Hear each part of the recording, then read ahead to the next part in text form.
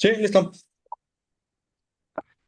¿Qué tal? ¿Cómo están amigos y amigas de esta comunidad? Como siempre un gusto, como siempre un placer que nos acompañen. Hablar del espionaje en México es un tema que sin duda alguna nos compete a todos y hay que profundizarlo y hay que entender sus distintas variantes que se vienen arrastrando desde hace muchos años. Se habla de espionaje, se habla de combate a la inseguridad.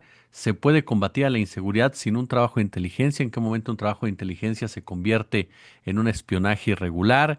¿Qué intereses se mueven en cada una de estas decisiones? Vamos a platicar precisamente al respecto y le agradezco muchísimo que se encuentre con nosotros y nos permita, por supuesto, aprender de él en cada una de sus expresiones con Josué Mote. Él, por supuesto, es experto en esta materia, doctorante en Historia Contemporánea en el Instituto Mora. Josué, ¿cómo estás? Gracias por acompañarnos. Hola Jesús, un gusto estar aquí con ustedes. Oye, pues de entrada yo te preguntaría, el espionaje en México, ¿cómo vamos entendiendo esta práctica en nuestro país, incluso ligada a nuestra historia? Oye. Pues creo que es importante, como buen historiador, remontarnos justo unas décadas, hablar de inicios del siglo XX, cómo esta práctica pues también fue forjando el Estado revolucionario, ¿no? Por ahí, pues parte de mis investigaciones y también de la historiografía que he consultado para mis tesis, artículos y demás, pues se remonta pues hasta Venustiano Carranza, ¿no? Que en esta parte ya de la posrevolución, pues quedaban algunas facciones revolucionarias, algunos caciques y Carranza, pues al mando de este naciente Estado, pues tenía la obligación de vigilar, ¿no? De espiar a, pues, estos contrincantes, aquellos personajes que todavía estaban como fuera del régimen, de los límites de la ley. Entonces, por ahí podemos hablar de una parte embrionaria de la vigilancia, ¿no? Posteriormente, con Plutarco Elías Calles, se empieza a institucionalizar esta práctica y se crea el Departamento Confidencial, que es la primera institución o grupo policíaco encargado de la vigilancia en México. Posteriormente se va a ir perfeccionando y esto tiene que ver con algunas coyunturas importantes, ¿no? La Segunda Guerra es muy, muy importante. Por ahí podemos empezar a hablar de la Guerra Fría, toda esa parte anticomunista de los Estados Unidos que atiende una lógica de violencia local, pero también mundial. Entonces, a partir de la Segunda Guerra Mundial, pues se crea un organismo que yo creo que todos conocemos y fue uno de los más letales de la segunda mitad del siglo XX, que es la Dirección Federal de Seguridad. Entonces, para los 50, 60 tenemos la evolución del Departamento Confidencial, que posteriormente fue Dirección General de Investigaciones Políticas y Sociales y la Federal de Seguridad. Por ahí, otra vez vuelvo a esta parte de matrices históricas, de puntos de ruptura, pues el 68 es uno de estos, ¿no? Vemos cómo las fuerzas del Estado vigilaron estudiantes, los reprimieron, cómo se utilizaba esta información para tratar de menguar a los estudiantes, y pues ahí tenemos los resultados, ¿no? El 68 y posteriormente el halconazo. Ya los 70 atiende a otra lógica de violencia, ya no solo son estudiantes, ya es la guerrilla. Entonces la guerrilla también es vigilada por el Estado mexicano, se crean cuerpos paramilitares, se crean organizaciones al interior de estas instituciones policíacas. Una de las más famosas es el C-047 o la Brigada Blanca, que fue la encargada de exterminar a la guerrilla en los 70s, ¿no? Y a la entrada de la década de los 80s volvemos a pues a configurar o reconfigurar un nuevo enemigo, que ya no es la guerrilla, no es el estudiante, es el narcotráfico. Pero ¿qué fue lo que pasó? Pues que el narcotráfico se comió a la Federal de Seguridad. Por ahí el caso más sonado pues fue el asesinato de Manuel Buendía, que vino pues a desestabilizar al régimen y también a acabar con esta policía política de la Federal de Seguridad hacia la final de los 80, ¿no? Ya en los 90, pues ante toda esta oleada de violencias de las décadas pasadas, pues ya se crea el CISEN, por ahí el CNI, entonces ya hay una parte más relajada y ya no tan radical para la vigilancia y el espionaje en México. Oye, ¿qué tanto esas prácticas de espionaje de Estado, como bien lo señalas, de la Dirección Federal de Seguridad, se trasladaron como tal a la AFI o se trasladaron al propio CISEN en su momento? Pues yo lo que podría decir, porque también hay que tener muy en cuenta que hay continuidades, sí, también rupturas, ¿no? La parte más violenta creo que no pasó del todo hacia esas instituciones, si bien en los 90 también vemos que hay una gran represión hacia el PRD, Acteal, toda la onda de Chiapas, por ahí entró de los 2000 también otro tipo de violencias, pero ya no fue tan violenta, ¿no? El tipo de vigilancia, de actuar de esas policías ya fue más operativa, ya no fue tan directa y creo que sí hay algunas continuidades, ¿no? Por ahí muchas personas que pertenecían a la federal siguieron al CISEN y a otras instituciones, entonces todavía podemos ver esos resabios en muchas instituciones de estas personas, ¿no? No, yo creo que al acercarnos a este tipo de estudios, pues también vemos las limitaciones del acceso a la información y demás, porque esas personas siguen vivas. Tal vez no les damos el rostro, pero sabemos que están operando dentro de esta arquitectura del poder, ¿no? Por ahí, a inicios de los 2000, se creó la FEMOS, que es bueno, fue la Fiscalía para tratar este tipo de violencias. Se soltaron algunos documentos, pero pues también esas restricciones vemos que seguían activas, ¿no? Recientemente tenemos el caso de la Comisión de la Verdad, que también quiso meterse a los archivos militares, pero pues la verdad no se pudo. Entonces, más allá de esta parte operativa de las policías políticas, creo que se fue institucionalizando y se crearon otros instrumentos para no poder acercarnos a estos documentos, ¿no? Que si bien ya no es una vigilancia o espionaje físico, ya atiende a otro tipo de dinámicas. ¿Qué dinámicas, querido? Pues justo esta parte que yo creo es muy interesante y que no hemos del todo pues problematizado los historiadores, ¿no? Que es el acceso a la información. Eh, Muchos de nosotros, al acercarnos a los archivos de Federal de Seguridad, de Sedena, de DGIPS, del Servicio Secreto, pues encontramos muchísimas lagunas. Tratamos de leer estos documentos en una clave policíaca, ¿no? Pero al enfrentarnos a documentos testados, que son estos documentos que tienen tachonados información y demás, pues realmente es muy problemático. No puedes, bueno, sí puedes inferir cosas, pero también hasta qué punto estás aseverando eso, cómo lo sostienes y demás, porque creo que resulta problemático para nosotros. Entonces, ¿cómo llenar estas lagunas, no? Tampoco puedes sobreinterpretar, hacer preguntas de más de estos documentos, porque al fin, pues es la única fuente que tenemos, ¿no? Entonces, pues sí, por lo menos como historiadores tenemos este problema.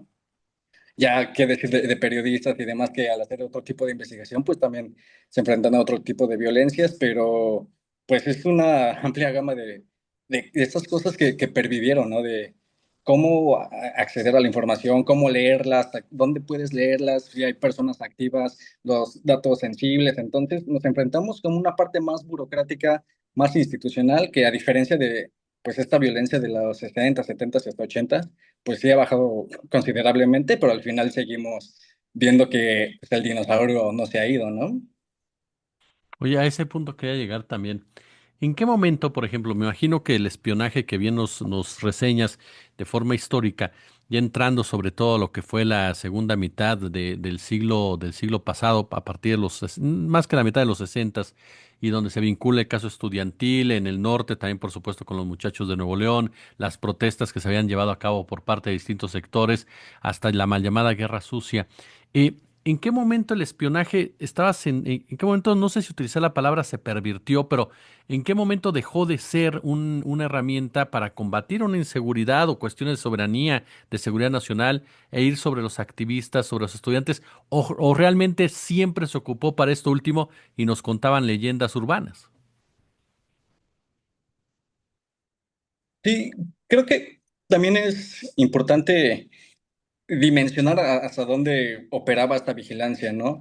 Como bien lo señalas, pues, esta estigma hacia la izquierda, a los movimientos guerrilleros, a los estudiantes como jóvenes y demás, pues es lo que ha imperado la historiografía de la Guerra Sucia. Sin embargo, el Estado también se vigilaba a sí mismo, ¿no? Al acercarnos nosotros a los documentos de Federal de Seguridad o de la Sedena, vemos que hay informes de Fernando Gutiérrez Barrios, que es el mismo director de la Federal de Seguridad, ¿no? O sea, ¿cómo funciona esta institución que se vigila a sí misma? También hay eh, vigilancias a partidos políticos, hacia políticos del mismo PRI, hacia la derecha, hacia integrantes del ejército, y podemos seguir con los ejemplos, ¿no? Entonces, creo que también es necesario ampliar el espectro de estos enemigos del Estado, ¿no? No solo es la izquierda, sino también la derecha, porque al final lo que le interesaba al Estado era vigilar justo lo que representara una amenaza hacia él, ¿no? Podían ser sus mismos elementos, podían ser elementos del exterior, estadounidenses, cubanos, checoslovacos, polacos, pero también a quienes tenían al lado, ¿no? O sea, a mí me parece muy interesante que, justo como te lo señalé al inicio, que Fernando Gutiérrez Barrios, el director de la Federal, tuviera pues muchos informes de vigilancia sobre él, ¿no? Entonces, creo que sí es necesario darle un poquito de matiz de esta parte de que no solo son blancos y negros, sino toda una amplia de gris, una amplia gama de grises de la vigilancia, ¿no?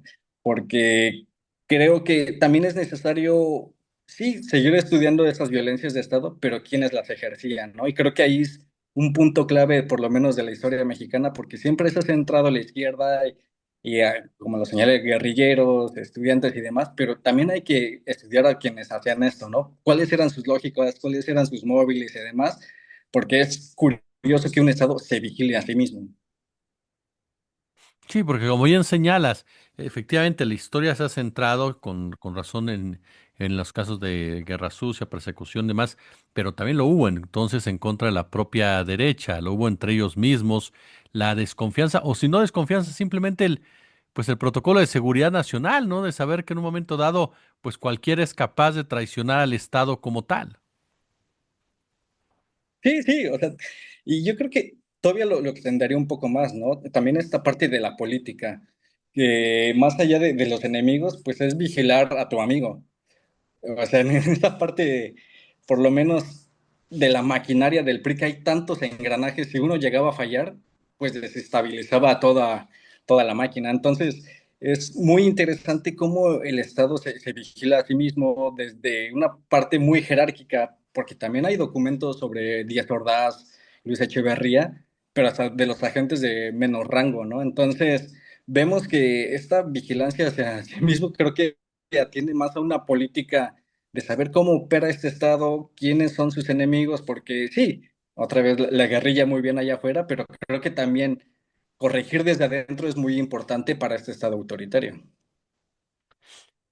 Ya nos platicabas que ya no es tan directa, por decirlo de esta manera, como era en los setentas, en los sesentas. ¿Cómo valoras todo lo que está pasando, perdóname, con el tema Pegasus? ¿En dónde ubicamos la tecnología de Pegasus ya en este tema del espionaje y en esta discusión que se tiene, si se puede confrontar al crimen organizado sin ese trabajo de inteligencia como tal que requiere de un espionaje en un momento dado?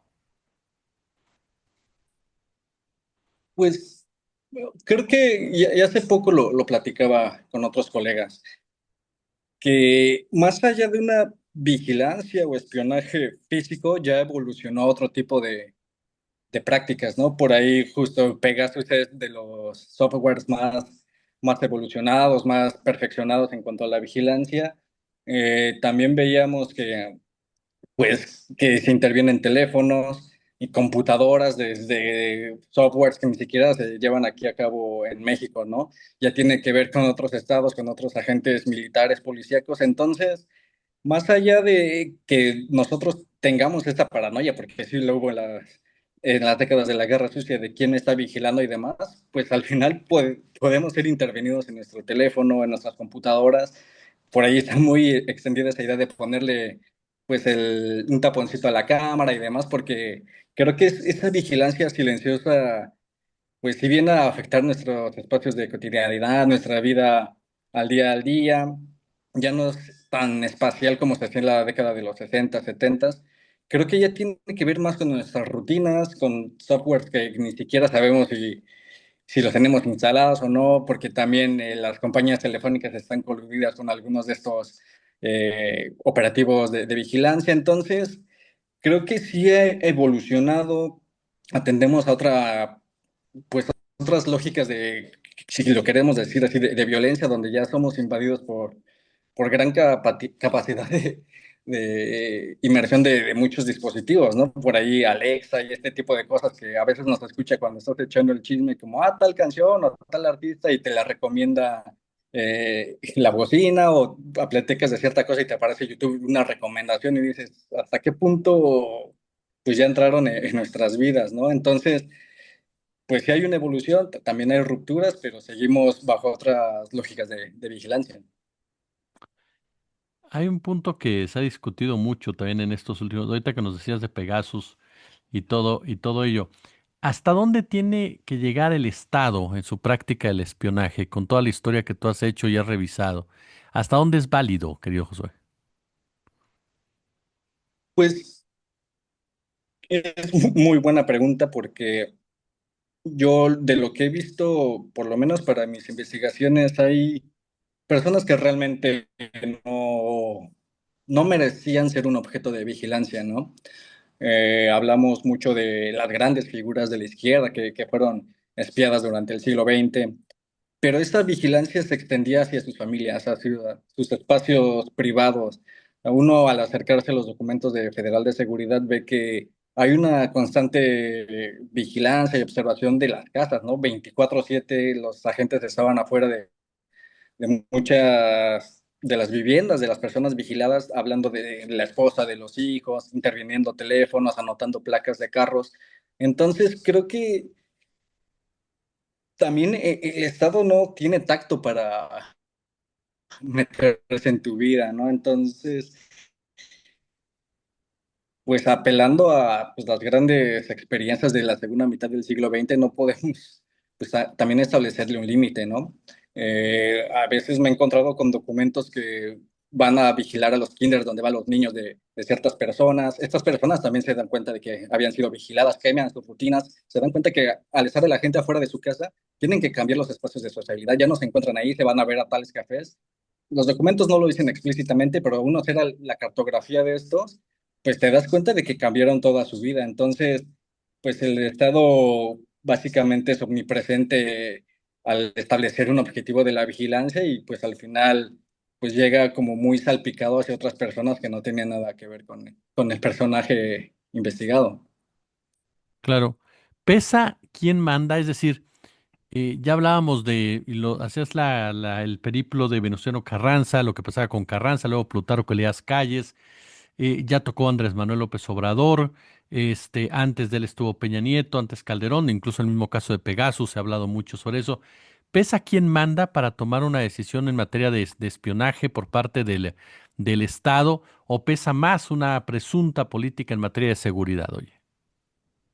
Creo que tiene que ver con las dos cosas, ¿no? Mucho, por lo menos desde historia podemos hablar de las filias y fobias del régimen en turno.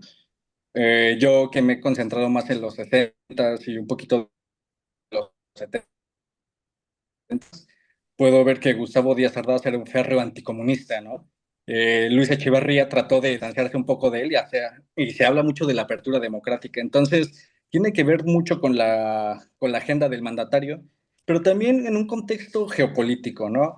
Lo que te señalé casi al inicio de la entrevista, de que con la Federal de Seguridad se inició la Guerra Fría en México. Entonces, el enemigo de finales de los 40, principios de los 50 eran los comunistas. Antes de eso, y apelando un poco a la historia global, pues la Segunda Guerra Mundial, pues el enemigo era el fascismo. Antes de 1945 aquí en México se vigilaba a italianos, japoneses, alemanes, y si nos retrocedemos un poco más en la Guerra Cristera, pues a todo lo que tuviera que ver con la derecha y los católicos.